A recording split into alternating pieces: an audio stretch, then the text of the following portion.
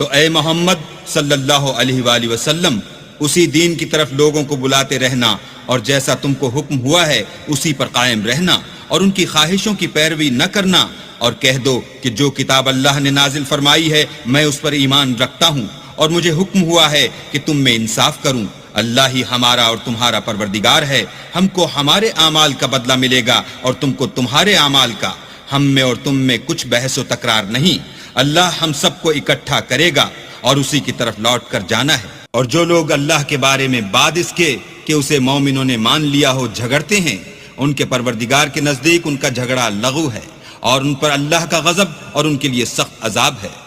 اللہ ہی تو ہے جس نے سچائی کے ساتھ کتاب نازل کی اور عدل و انصاف کی ترازو،